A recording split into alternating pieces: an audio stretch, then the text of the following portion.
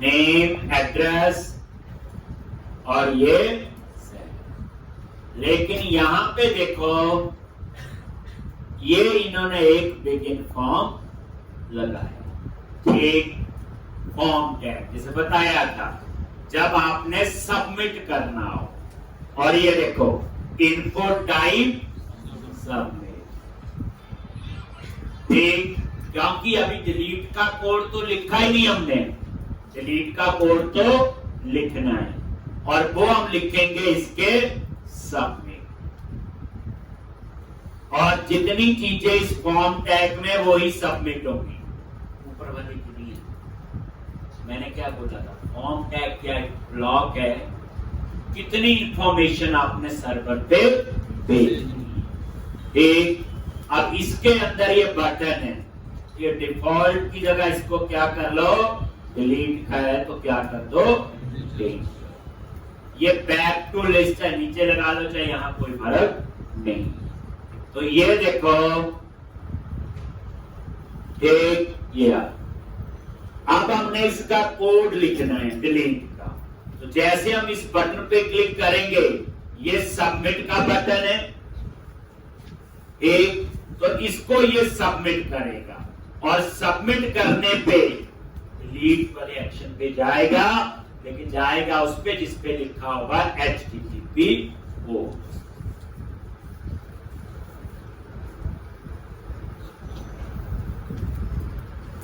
तो यहां पे आगे ये देखो HTTP post public action result delete, और यहां ये भी लगा लो, इसके लिए सिक्योरिटी के लिए देखो यहां लगाओ, ये देखो जब आपका यहां पे है, तो जब ये सबमिट होगा तो बताया था उसी नाम का आपको एक्शन बनाना जिस नाम का व्यू है। और यहां जब सबमिट होगा तो क्या पास करेंगे, तो यहां पे वही क्या पास किया, एम्प्लॉय। अगर मैं पास करूंगा आईडी, मान लो जैसे हमें तो पता आईडी है, ऐसे जैसे ही लिखा है, तो आपको पता सेम नाम के दो मेथड तभी हो सकते हैं जब ओवरलोडिंग होगी। ओवरलोडिंग का रूल है same name with different parameter, इसलिए मैंने यहां पे लिख दिया सिंपल एम्प्लॉय मॉडल। ठीक, अब मैं क्या करूंगा, एक यहां पे पहले फाइंड करेंगे या चेक कर लो, वे एम्प्लॉय में अब देखो चीज पता है तो कर सकते हैं, रिटर्न HTTP नॉट फॉर्म, अगर है तो उसे फाइंड करेंगे। और इस एम्प्लॉय में क्या होना चाहिए, आईडी, क्या होना चाहिए, आईडी। अब इसमें आईडी है या नहीं इस पे हम बाद में आते हैं, पहले फाइंड क्या लिखोगे, where employ from DB, variable के नेम मीनिंगफुल होने चाहिए। कैसे फाइंड करते हैं, context dot employees dot find और एम्प्लॉय डॉट आईडी। अब ये फाइंड का कोड इसी में लिख लिया हमने कितनी बार, फिर चेक कर लो, अगर ये नल है तो वो क्या करे, रिटर्न HTTP नॉट फॉर्म। अगर ऐसा नहीं है तो इसका मतलब आप इसे क्या करो, डिलीट। तो जैसे ऐड करने के लिए ऐड कमांड है, डिलीट के लिए क्या होती, रिमूव। और यहां पे एम्प्लॉय फ्रॉम DB। और डेटाबेस में अपडेट करने के लिए क्या कमांड है, सेव चेंजेस। बस डिलीट होने के बाद कहां जाना है? Return redirect to action. ये भी लिख सकते हो ऐसे, नया तरीका, नेम ऑफ और सीधा एक्शन का नेम, डबल कोट्स में लिखने की जरूरत नहीं। कुछ तो नया पढ़ ली, डबल कोट्स में तो चलता ही, ऊपर लिखा ही था। इसका क्या मतलब है? नेम ऑफ, फिर आपको एक्शन का नाम ही देना है, डबल कोट्स में स्ट्रिंग नहीं बनाना पर। और यहां लगा लेंगे ब्रेक पॉइंट, और इसको हम क्या करेंगे? टेस्ट।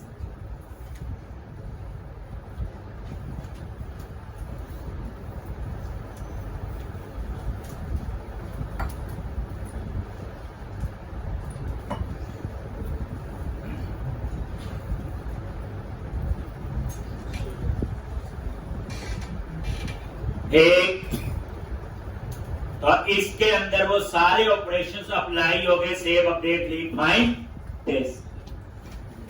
कोड की सेपरेशन है, हर एक का अलग व्यू है।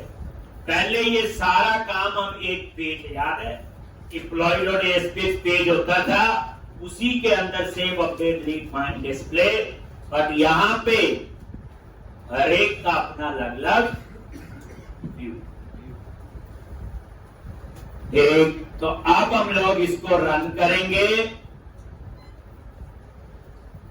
और टेस्ट करते हैं। एक ये मैंने सिंपल फ्लो में मैंने बताई, करने की जरूरत नहीं। अब दोबारा से हम इसी एप्लीकेशन को बनाएंगे, उसमें ऐड हम करेंगे वैलिडेशन। एक आप उसमें नई चीज पढ़ लेंगे, क्या है? वैलिडेशन। दूसरा, व्यू का कोड हम खुद लिखेंगे सारा, फिर जिससे आपको सारा कोड पता होगा। एम्प्लॉय लिस्ट क्लिक किया और ये डिलीट। जिस पे क्लिक किया ये डिटेल आ गई, और जब आप इस पे क्लिक करते हो देखो आ गया वहां पे, और इसमें चेक करो आईडी है कि नहीं, और ये देखो आईडी 3 ठीक आ रहा है। देखो बाकी नल है। F10 देखो, और ये रिमूव हो गया, और सेव होने के बाद कहां जाएगा? Index log. कितने रिकॉर्ड रहेंगे? तो इस तरह से ये एक सिंपल एप्लीकेशन हमने बनाई। करें आगे, अब डरना नहीं, 90% चीजें यही।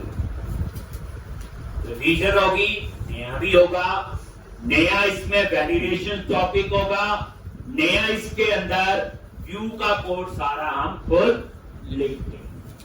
बने और टेम्पलेट यूज नहीं करेंगे, और छोटी छोटी चीजें होंगी। एक तो अब हम एक नई एप्लीकेशन बनाएंगे, और ये एप्लीकेशन तो ध्यान से मैंने बताया था, इस तरह के 4-5 तरीके से प्रोग्राम बनाने हैं। वही क्रिएट न्यू प्रोजेक्ट। अब जो प्रोग्राम मैंने कंप्लीट किया, इसको 2-3 बार करके देख लो। ठीक, धीरे धीरे सिंटेक्स भी यूज टू होने जरूरी है। ठीक, अब यहां पे create new project,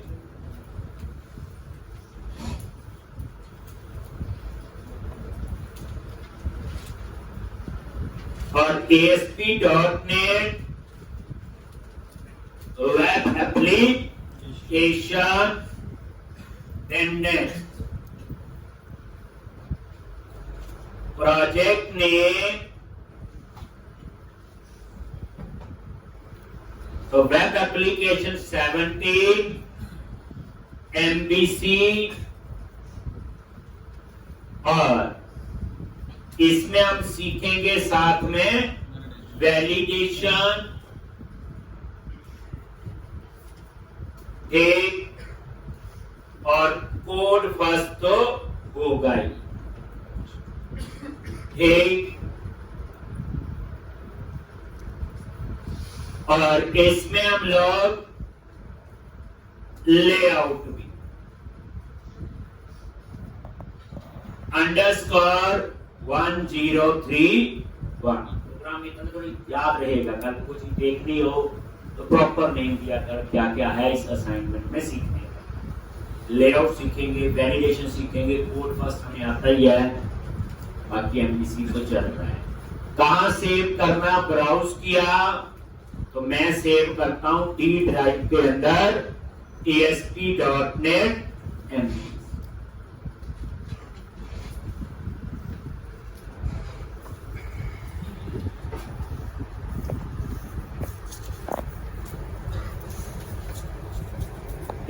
ASP.NET MVC, then click on create। Click कराओ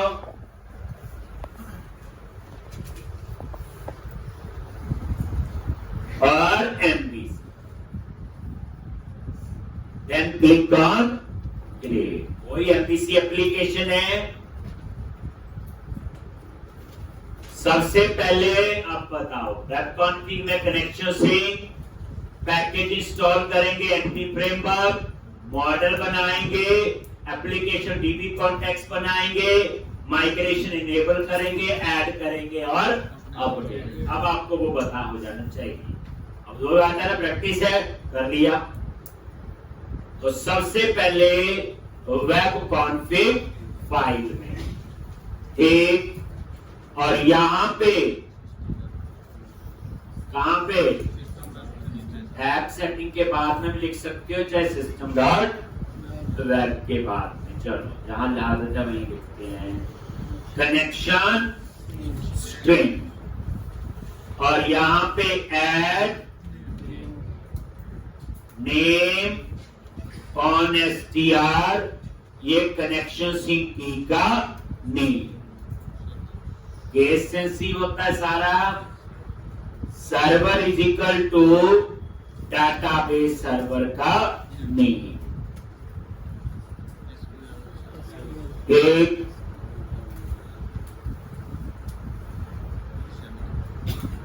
ये डाटाबेस सर्वर का नेम है। कल को लाइव करेंगे, लाइव का नेम आ जाएगा। और डेटा बेस, और यहां पे डाटाबेस, और डेटाबेस का नाम क्या है, DB स्टूडेंट। इस बार चेंज कर देते हैं, एक _1031 इस नाम से ये डाटाबेस बने। हम मॉडल स्टूडेंट का बना लें, एक, और उसके बाद integrated security is equal to true. Integrated security is equal to true.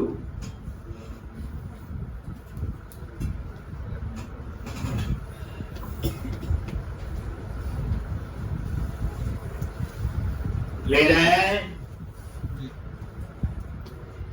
और प्रोवाइडर नेम, जिससे ये पता चलेगा डाटाबेस कहां पे बनेगा, कौन से डेटाबेस। प्रोवाइडर नेम, हम तो SQL सर्वर यूज कर रहे हैं, तो हम क्या लिखेंगे, system dot data dot SQL client.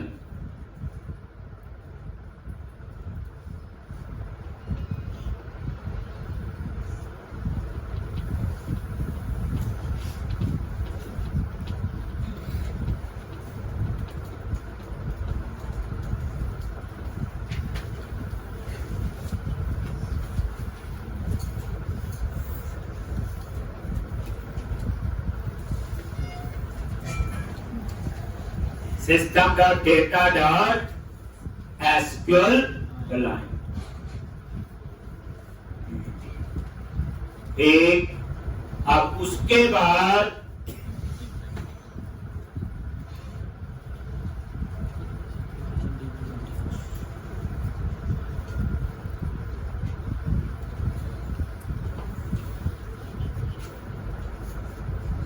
अब आप लोग वो पैकेज इंस्टॉल कर, कौन सा? Entity framework. टूल्स पे गए, वही नगद पैकेज, मैनी नगद पैकेजेस फॉर सॉल्यूशन, क्लिक किया,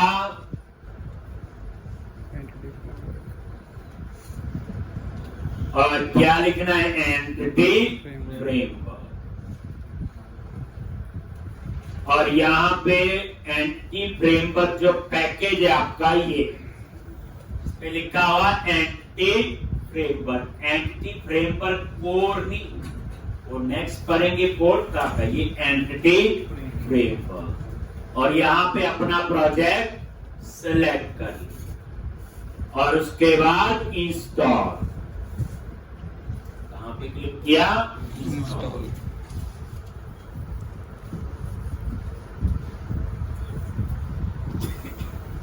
और आई एक्सेप्ट। एक तो इस तरह से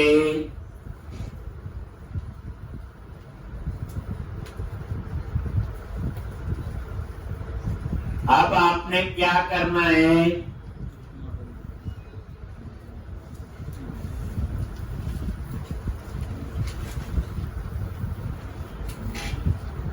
तो देखना, ये पैकेज इंस्टॉल हुआ तो पैकेजेस और कॉन्फ़िग में गए और ये इंस्टॉल।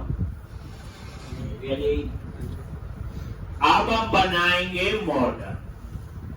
नेक्स्ट स्टेप पे ही है, मॉडल पे राइट क्लिक कराओ, ऐड। अब तो ये स्टेप्स आगे पीछे भी हो सकती हैं, आपको पता ही है। फ्रेमवर्क पहले लोड कर लो, बाद में लिख लो, ठीक शुरू में याद रखने के लिए। तो ऐड क्लास, और इसका नेम दे दो क्या? स्टूडेंट। आ गया पब्लिक क्लास स्टूडेंट।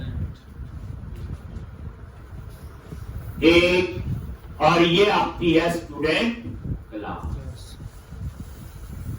एक जैसे एम्प्लॉय बनाते, पहली मेंबर क्या होगा आपका? प्रॉप, और ये आईडी स्टूडेंट आईडी, इसको क्या बना देगा? ये प्राइमरी की और ऑटो इंक्रीमेंट। अब कितनी चीजें पाता है। उसके बाद दूसरा क्या है? एक स्ट्रिंग टाइप का होगा, स्टूडेंट का नेम। एक इसी तरह से प्रॉप स्ट्रिंग एड्रेस, स्टूडेंट का एड्रेस। इसी तरह से यहां पे एज, और इसी तरह से यहां पे स्ट्रिंग एक और ले लिया, ईमेल।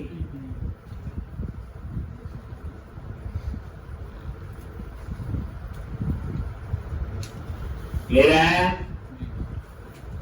तो इस तरह से ये, अब आपने इसके ऊपर कुछ वैलिडेशन लगानी मॉडल पे। अगर हम मॉडल पे वैलिडेशन लगा देंगे तो इसको जहां भी यूज करेंगे अपने आप अप्लाई होगी। जैसे मैं चाहता हूं नेम, एड्रेस, एज और ईमेल, इसको खाली नहीं छोड़ सकते। एक, तो क्या करोगे? ध्यान से देखना आप। एक, यहां क्या लिखोगे? रिक्वायर्ड, और यहां पे इसका नेम स्पेस ऐड कर लो, ये, और ये ऊपर ऐड हो गया। System dot component model dot data annotation. Require का मतलब यह है कि आप इसको खाली नहीं छोड़ सकते। अब धीरे धीरे हम वैलिडेशन वाली साइड भी जाएंगे। ये मैं डिटेल में बताऊंगा आगे, सर्वर साइड है या क्लाइंट साइड है या कस्टम वैलिडेशन है, सारा कुछ आपका आएगा। अभी जितना मॉडल पे समझो पहले वो है। दोबारा देखो, एड्रेस जिसके ऊपर लगाओगे और ये रिक्वायर, ये एड्रेस जिसके ऊपर आप लिखोगे, ठीक। और यहां पे ये भी लिखो, जैसे एज है, एज में तो नल आएगा नहीं क्योंकि डाटा टाइप क्या है इसकी, इंटीजर है। और इंटीजर में जितना रूल कहता है उसमें आपका नल नहीं आ सकता। इंटीजर की डिफॉल्ट वैल्यू क्या होती है, 0। अगर आप चाहते हो कि इंटीजर में नल आ जाए तो क्या करो, तो एक नई कहानी याद रखनी, डाटा टाइप के साथ क्या लगा दिया, इंट के साथ क्वेश्चन मार्क। क्वेश्चन मार्क का मीनिंग यह होता है कि नल अलाउ है, यानी कि एज में नल आ सकता है। तो जैसे क्वेश्चन मार्क का मतलब होता नल अलाउ, जैसे अगर मैं ये नहीं लिखूंगा तो नल अलाउ नहीं होगा क्योंकि इसकी डिफॉल्ट वैल्यू क्या होती है, 0, हमेशा याद। एक चीज बताना मेरे को, ये जो कंस्ट्रक्टर होता है क्लास में, इसका क्या रोल होता है,